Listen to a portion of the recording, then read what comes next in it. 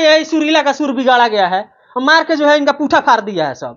दिखाइए पिछुआड़ा सुझा दिया है, सुजनी खराब कर दिया है आपका।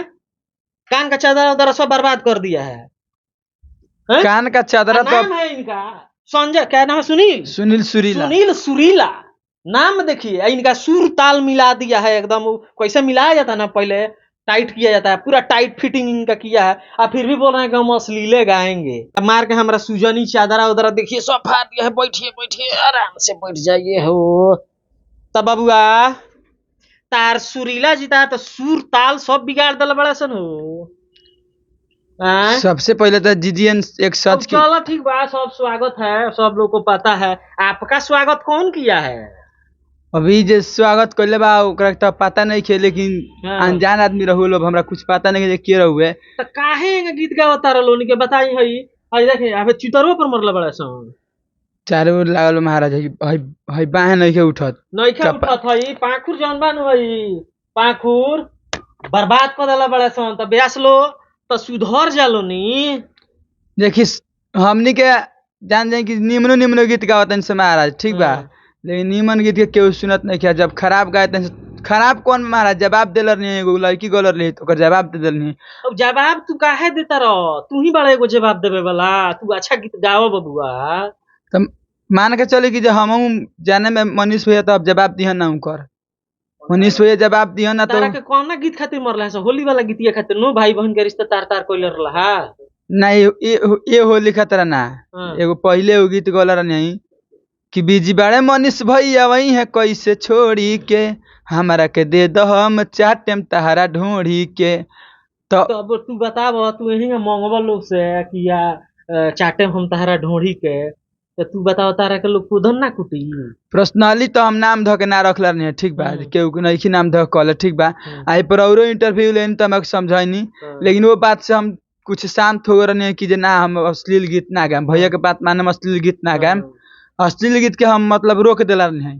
लेकिन फिर जब ये थी कुछ लोग मारल हलो तब हम सोचे कि ना हम अश्लील गीत गाएम। अब तो केना मरला बड़ा से? यही बाएं पे मरले बालो है, एथी कर मरले बालो है, कपार फूट गइल बा। हां ओकरा बाद फिर एगो होली के गीत गवले बन, तो एहू पर कुछ लोग विरोध करते। बताई महाराज हमने गरे सुतहु में तारा गजन हो तो पर पायखाना करे में लाइटिंग वाइटिंग जाए में तो बड़ा गजन होतो ही। सबके गजन बा, लेकिन कोनो बात नहीं है। तो होलियो में तू गा दला बड़ा भाई बहन के रिश्ता पर तू लगा के हो। होली पर गवले बन तो सब होली के देखिए, होली में सब मिलाई लग लोग कहे लो पुरानका लोग कि होली में बूढ़ो जवान हो जाला कि क्यों तू कहे लो बूढ़ो देवर लागेला। तो ये सब होली मजाक वाला चीज है महाराज। हमने के मजाक में गवले बन सन, लेकिन ओकरा के बहुत लोग विरोध करता कि ना ई गलत गीत गवले बा। को गो रहू सन मिल के झुक मिल के मरूआ सन। ई रहल 4-5 जना रहल। हां 4-5 जना रहल सन धा के बढ़िया से। हैं लेकिन अभी पता नहीं कि जो रहुए कि हमरा साटा बांधने का तरह बोले साटा बांधने का ब्यास लोगों को बुलाया जा रहा है साटा बांधने के लिए, और उसी में कुटाई हो जा रहा है। कुटाई हो जा रहा है तो फिर हम भी तो उसका कुटाई करेंगे, लेकिन अब कैमरा पर थोड़ा कहें। अगर अश्लील खतरा गौले पीटले बोल हमरा के अश्लील खतरा तो हम फिर अश्लील गोले बन फिर पीटल बाके लेकिन हां तब फिर गइबे करम हम। सुधरबा ना तू ना अब सुधरे का मन नहीं करत ना। कुटाई पर ना सुधरी ब्यास लो तो के पर सुधर ना। अब हमार मन नहीं करत। कौन गीत फिर गा देला बा तनी सुनाइबो? एगो गीत गोले बानी कि जवन फगुनवा में हो खेला नाही तवने आज करा गइल, कि जवन फगुनवा में हो खेला नाही तवने आज करा गइल, कि भौजी के चोली में रंग लगावत नैहर के यारे धारा गइल। अरे भौजी के चोली में रंग लगावत नैहर के यारे धारा गइल, कि हाला करवली हंसे गौआ जवार हो, बहिन के नाता धके चोली रंगे यार हो, कि सुनील सुरीला बबलू राजा साबित आज करा गइल, कि भौजी के चोली में रंग लगावत नैहर के यारे धरा गइल। आई हमारा गीत नेक्स्ट म्यूजिक भोजपुरी पर बा। तो इसीलिए ना आपका गोधन में कुटा रहा है। बताइए आप भाई बहन का रिश्ता इसमें घुसार दिए हैं।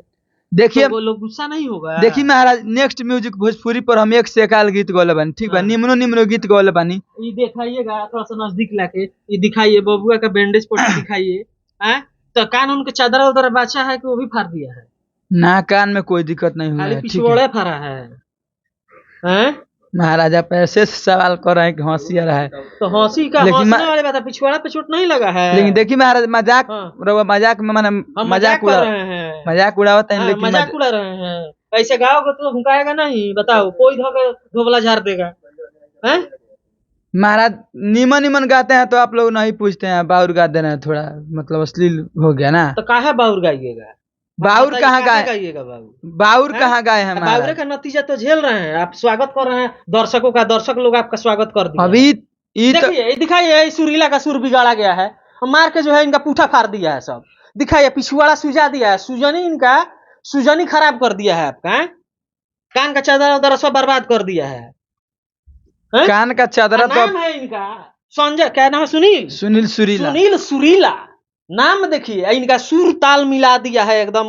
कैसे मिलाया जाता है ना, पहले टाइट किया जाता है, पूरा टाइट फिटिंग इनका किया है। आप फिर भी बोल रहे हैं कि हम अश्लीले गाएंगे। तो बबुआ सुधर जा ना, तो कहीं उरेबा चढ़ जाइबो। अब हम भाई अब सुधरे वाला नहीं जानी कि ना। अब जितना अश्लील हो उतना अश्लील हम गीत गाएम। कैसे कि लोग अश्लील सुनता तो हम अश्लील गाएम। हम गरीब कलाकार बानी, हम अपना पेट पोसे खातिर हम कुछ भी कर सकता। तो गरीब लोग तो पिछवाड़ा मारवाओ, वो पैसा बा ना। तो इहे नु हम इसका मन नहीं हो, हमने सोचन से कलाकारी लाइन में कुछ होखे। और लंगटे उघारे तो लोग पैसा कमाए खातिर डॉलर का डालत नहीं के वीडियो उ जे करत है उ करत है, ठीक बा। अच्छा अश्लील इतना बढ़ले बा, तो ब्यास लोग बोला बोला के माई बहन करवाओ तो दुआर पर, तो अश्लील ना हो।